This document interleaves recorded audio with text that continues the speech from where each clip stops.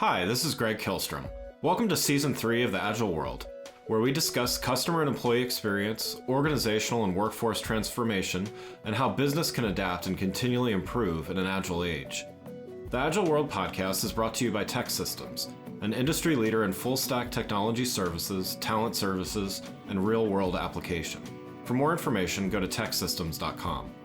To read more about the topics discussed in this show, you can go to my website at theagile.world and read my latest articles, or get a copy of my latest book, The Agile Workforce, now available on Amazon and other retailers. My name is Greg Kilstrom, and I'm the host of the Agile World podcast. Welcome to a special episode of the show brought to you in partnership with Arlington Economic Development, where we discuss issues related to the workforce, the role of place in the future of work, and the role of the creative sector in a larger business context. We call this Return on Creativity. Today we're going to talk about the return to the office and how it is causing companies to need to be nimble and adaptive in their approach to planning their office needs for everything from the next several months to the next several years. To help me discuss this topic, I'd like to welcome David Cornbrooks, Senior Managing Director, Savills North America. David, welcome to the show. Thanks for having me, Greg. Excited to be here. Yeah, looking forward to talking with you. So let's get started by why don't you tell us a little bit about your role and what Savills does? Sure. So I am a real estate advisor at Savills. Savills is a global real estate company. And in the U.S., we're exclusively focused on advising organizations on their occupancy strategies. And that's everything from strategic planning to workplace and workforce consulting to negotiating a transaction, finding a building, and ultimately delivering the space through project management. And it's been an interesting 15 months. A lot of what we've been doing is helping organizations figure out how the last 15 months will impact space needs going forward. So this is a very timely topic. So Savills Technology Practice Group did a survey in Q1 of this year of technology tenants about their predictions and planning for the year. So according to the survey, the majority of companies were planning to return to the office in Q3 of 2021. Do you think they're still on track to do this? Yeah, so it's interesting. That survey was largely completed in March. The results were compiled in early April. And it's kind of amazing how the world has changed even since early April, right? So vaccination rates are way higher. I think the number is about 140 million Americans have been vaccinated. 63% of adults have at least one vaccine. Cases are way down, 90% since January. Arlington, where I live and I know you work, has had 0 cases in the last week, which is amazing. And then obviously the relaxed, guidance from both CDC and the local jurisdictions in terms of, masks and capacity restrictions. So a lot has changed, but I do think we're still on target. If anything, I think companies are maybe opening sooner, but maybe on a voluntary basis for those that are vaccinated. But I think for the vast majority of companies that we survey, we read surveys about, and just anecdotally that we talked throughout the course of our day, I think most are targeting a post Labor Day return to the office in some fashion. And I think a lot of it's really tied to, childcare and what the schools end up doing in the fall, but also allowing employees to really ease back into a new way of working, maybe ramping up over the summer, maybe even moving back into town. A lot of people have moved out of town for the last 15 months. So giving employees time to move back in. But I think just generally easing back into, this post-pandemic world. Yeah, and along those lines, also in that same survey, over 70% of respondents said they believed employees would be coming into the office at least 3 days a week, but only 4% believed employees would work all 5 days in the office. So from your perspective and given what Savills does for its customers, what impacts does this have on how tenants plan for utilization of their spaces? Sure. So I think, first of all, I do think companies are still trying to figure out how much flexibility to offer their employees. It's really kind of a spectrum, right? On one side of the spectrum, you have employees, in the office 5 days a week. That's sort of the pre-pandemic model for the vast majority of organizations.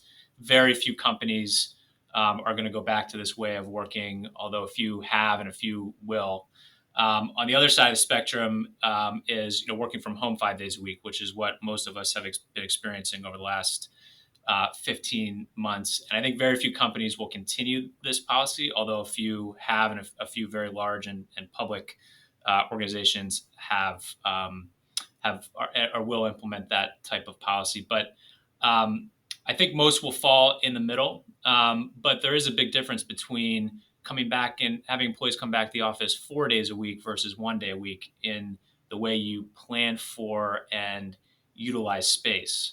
So if people are coming back 3 or 4 times a week, it's very difficult to seat share or have a free address type of system. So your space needs likely won't change all that drastically. But if you have people coming back only 1 or 2 times a week, there is an opportunity to seat share or implement a free address system, which can really reduce your real estate footprint. And in that case, space becomes less about heads down work and more about collaboration and socialization. So think more conference room, more soft gathering places, et cetera, to facilitate those types of interactions. So I think overall, there'll likely be a little bit less demand for space than would have otherwise happened, but probably not as drastic a cut as you might think. But like I said before, I think organizations are really trying to figure this out now, and it's really going to depend on where they fall on that spectrum in the middle. Is it 1 day a week? Is it 4 days a week? Or is it where I think most will settle in 2 or 3 days a week in the office? From that perspective, do you think, as things change, I mean, you mentioned that anybody following the news is seeing things kind of rapidly change and either accelerating or decelerating or whatever based on predictions. But do you think there's other events that have happened that have impacted some of the survey, some of those things that were surveyed and maybe were very accurate in March, but as the world continues to rapidly change, any other insights that may even be surprising that they've changed so quickly? Yeah, I think there's almost two forces at play. I think I mentioned the sort of one side of higher vaccination rates. Like in early April, it was hard to even schedule a vaccine, let alone get one. Now 60% of the adult population is vaccinated. Cases are down. People are venturing out, seeing friends and family, going to restaurants, and I think generally feel more comfortable being out in the world. That with relaxed guidance from CDC and local jurisdictions in terms of mask wearing and capacity restrictions in the office and restaurants and elsewhere. But then you have this other force of I think two things that are related. One is a few very, very public instances of employee backlash from a company either talking about the remote plan or saying what the remote plan is. So think locally, the Washingtonian is an example of that. The staffers went on strike. Apple, more recently this week, and last week, Tim Cook announced that employees will be coming back to the office 3 times a week. And a good portion of their employees kind of came together and wrote a letter saying they should revisit that. So there's a couple public instances of employee pushback. And then there's also the notion that people have not moved around as much during the pandemic, haven't switched jobs as much as maybe they otherwise would have. And you read studies from Microsoft and Robert Half and others that talk about this sort of tsunami of people looking to change jobs, change careers, both sort of naturally, but then also as a result of the last 15 months. And I think companies are a little bit nervous about that. And I think as a result, are being very careful about their both short-term strategy and long-term strategy. And I think a lot are kind of waiting to see a little bit about what the market is in terms of, offering flexibility. But overall, I I don't think the results and the message from the survey will change. I mean, flexibility is here to stay. The pre-pandemic way of working is not the future. How much flexibility is going to be the big question. But as we've talked about, things are changing every day. People's comfort levels in sort of the broader sense are changing every day. We ran the same survey in the fall of 2020, and the numbers have shifted since then. And I think they'll continue to change as the environment changes. And just to give an example, I think it's really easy to think about working remotely now when everyone is working remotely. I think it becomes a little harder when some people are in the office and some are out of it. And I think there's also kind of an initial shock and fear of coming back into the office and implementing old routines. I mean, I had it the first few times I came back in the office. I'm now averaging probably 4 times a week in the office. But there's a lot of questions that you haven't had to think about over the last 15 months that you're going to have to think about. Like, what's my new schedule? Is the metro running on time? Am I going to feel safe taking public transportation? Do I have the right setup in my office now? I've had the right setup at home. I've adapted to that. What's the office setup like? Like, what are the building protocols? What do I have to do when I'm entering the building, when I'm entering the space? What restaurants are even open to grab lunch? Are other people going to follow whatever guidelines or guidance is up within the space? Like, who's going to be in the office that I can collaborate with? So there's a lot of, I think, fear and just an initial hurdle to come in the office. But I can kind of tell you from experience that it does take a handful of times coming back, and then you kind of get used to it. I think people are very quick to adapt, and so I think once people are over that hurdle, I think sentiments will change again. I can appreciate it's a bit of a challenge in helping these organizations plan, because what we know is that we don't always know what we don't know, just from this pandemic. And hopefully there's not something that disruptive that happens again for many reasons. But Right. how do you counsel an organization when they're like they need to make a change for whatever reason, or they want to make a change, and things, I think things will return to more people going back into the office, whether it's 2, 3, 4, 5 days a week, whatever that might be. How do you work with an organization and help them when that they are going to need to be agile and adaptive? Like, what's an approach that or even a mindset that they can take as they're planning and thinking about this? I think the two biggest things are communication and just flexibility.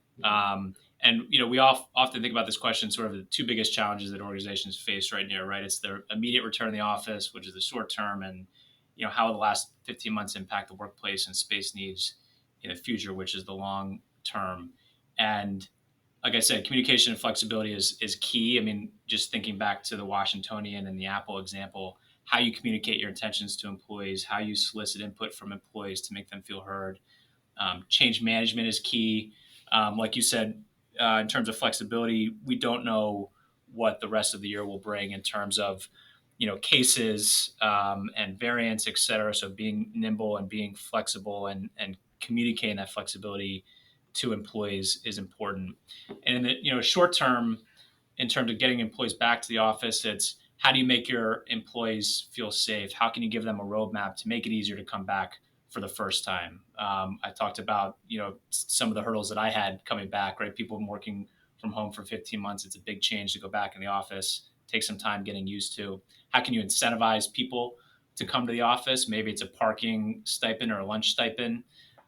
Communicating what the rules and the protocols are in place. So a lot of the short-term things are not as much physical changes, but behavior changes and psychological type of comfort. And then in the long run, it's really about what are the core values of the organizations? How is the remote policy going to advance those core values, and what role do you want the office to play within the organizations, and what spaces do you need to support employees and the work that you want to be done sort of in the office. It's not really a one size fits all solution. Every organization, every leadership team, every culture is different, and I think it's going to take really digging into a company values and priorities to figure out what's best. But I think that the two themes for us in advising organizations for both of these challenges, both the short term and the long term, is communication, communication, communication, and flexibility, flexibility, flexibility. Along the flexibility line, we touched on this a little bit, but just for organizations kind of rethinking how they're using their space. So it's not always about downsizing because less people are in the office. Sometimes it's just better space utilization and things like that. Are you talking with a lot of clients that are just kind of rethinking? I always use the example of, office cubicles are not always great for if all of your employees are on Zoom meetings all day, right? Mm-hmm. Because the person next to them is on Right. a different meeting, or there's people walking in the background, or whatever the case may be. How much are you seeing that the companies are, again, not even looking at upsize, downsize, all that, but all just how do I better use my space given the current reality? Yeah, it's funny. It's a really good question, and now that companies are having to make decisions about this and putting pen to paper on future plans, the question, and specifically about how do you accommodate virtual meetings in the office, I think is going to be the biggest challenge in the hybrid work environment.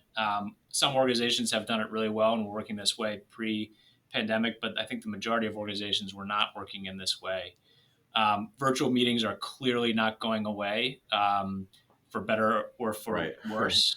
Um, and I think companies are going to have both, the policies in place from an equity standpoint around sort of virtual meetings, and also the technology to handle it.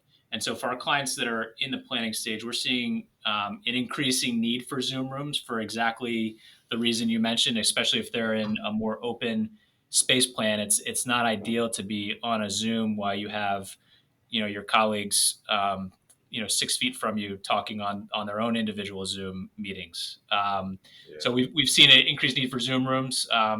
60 to 80 square feet offices or enclosed rooms that are meant to take a virtual meeting, for an hour, especially if you sit in a workstation.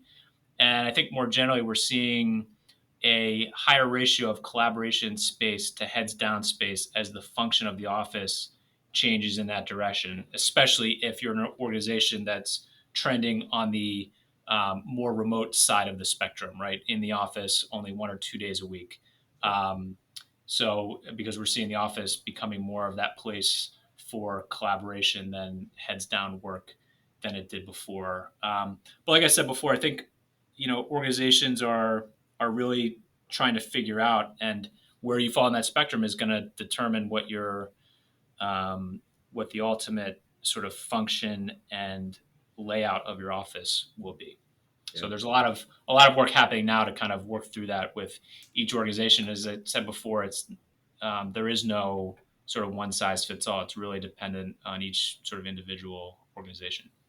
So you're going to be participating in the Return on Creativity Return to Work virtual event on July 13, and really looking forward to your participation there. So we're going to be discussing a lot of issues related to what you and I have discussed already on this show. But I'd also like to talk about the important role that places, geographic places, both external spaces, internal spaces, have on the employee experience as well. So despite remote work increasing and other trends, why would you say that the geographic location a company chooses is still extremely important and needs to be factored in?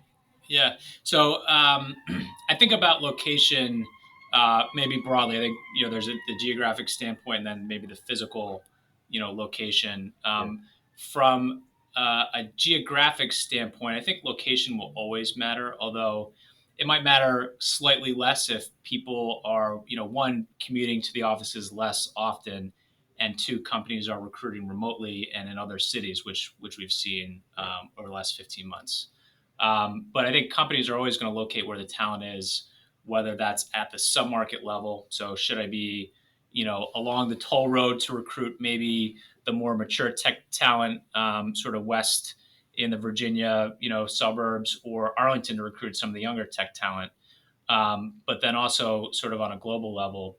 And with remote work, the world can now become your recruiting ground, and it's one of the reasons why I think the co-working or flex office market will come back and be a really important part of the ecosystem to establish a location where there's either a cluster of remote employees, or to establish locations in the same metro area but in different markets closer to town. So a central office, but having a few co-working seats for employees who don't want to commute all the way in. So I think geographic location is one, physical location is the other, the office. And I think companies are trying to figure out how to incentivize it or entice people to come to the office, because now companies are competing with home and some of the nice perks that working from home gives: no commute, more family time, relaxed dress, working out during the middle of the day, spending less money on commuting and lunch. And so the office, the building, the amenities within the building, the workplace, the amenities within the workplace, the technology within the workplace, I think matters more. Companies have to have an office worth coming to, and that can accommodate the new needs of the work environment. Again, because they're competing with the home environment that people have gotten used to over 15 months. Yeah, that's what I was thinking. Is it's funny because by one token you'd think that it might matter less because yeah, people spend 2 days a week from home, but it actually, I agree with you. I think it's actually going to end up making location matter more, and make those investments in making the place a better, a better place to work, because not only competition for jobs is different, it's changing. I mean, you're an organization is going to be competing against another company that may have 100% remote work, and there's Mm-hmm. good and bad with that as well. I mean, 100% remote isn't always 100% great, Right. either, because you lose some of that collaboration. So Mm-hmm. I do actually think the space, the location, all of those things that you just mentioned are going to actually be more important, versus if everybody has to come into the office every day, then one office, as long as it has fast internet and a coffee machine, may not have been that much different than the other, if all things being equal. But yeah, I see it as a competitive advantage now, Yeah, even more so. I think companies, they have to. Recruiting and retaining talent has always been at the top of the list, and using the office space as a way to help the Yeah. retaining and recruiting um, has always been important. But now you really have to make sure that the office, and before maybe employees didn't have a choice whether to be in the office or not. So, on some level, if they were not going to move to another job, the office didn't matter as much because there really wasn't a choice. You had to be in that Yeah. office. Now, again, if you have a choice, or you have a choice to go to an employer where you don't have to come to the office, you really want to incentivize people to come to the office and make it worthwhile for people to come to the office, to make sure that they're using their time, their 1 or 2 or 3 days a week in the office, productive, and have it be a positive experience. Yeah, absolutely. Well, one last question before we wrap up. For a company that's planning a big location move, whether it's right now or in the coming months, what advice would you give? What's some of the first things they should consider? So, we always said, even pre-pandemic, is plan first. Understand what you need before you're in the market. Figure out what location works best to recruit and retain talent. Figure out what function your office will play within the organization, how it's going to support those core values, how it's going to support the people and the work they do. And I said it before: communicate, communicate, communicate. And I think right now, given where the market is, it's kind of a balance between making sure you know you're making the right decisions in what is a very challenging environment to make a decision, with taking advantage of what is the most tenant-friendly market I've seen in my career and others have seen in their career. So for organizations that can project what they will need and how they will work with confidence, the world is their oyster, and they'll have the ability to lock in at extremely favorable economics and flexibility. For the majority of organizations that don't quite know yet how their future will plan out, I think it's maybe best to take a little bit of a wait and see approach. Run a pilot for the return to office and hybrid work. The tenant-friendly market's going to be here for a while, maybe not at these levels, but at a favorable level. So I think what's really important is getting it right and not having to backtrack. So if you need to wait a few months to really figure it out, we'd recommend doing that. David, thanks so much for joining the show. For those listening, what's the best way for them to keep up with what you're doing? No, thanks for having me. I really enjoyed the conversation. I think people, can find me on LinkedIn, or feel free to email me directly, dcornbrooks@savills.us. I also have a monthly newsletter I send out, so if anyone wants to join that list, I'm happy to add you. But really enjoyed the conversation, and hope to do it again soon. Wonderful. Well, again, I'd like to thank David Cornbrooks, Senior Managing Director, Savills North America, for joining the show. To learn more about Return on Creativity, brought to you by the Agile World and Arlington Economic Development, please go to returnoncreativity.com. Thanks for listening to the Agile World with Greg Kihlstrom. See you next week. Thanks again for listening to the Agile World podcast, brought to you by Tech Systems. I'm your host, Greg Kihlstrom. If you enjoyed the show, please take a minute to subscribe on your podcast channel of choice and leave us a rating so that others can find the show more easily. You can learn more and get a copy of my latest book, The Agile Workforce, from my website at theagile.world.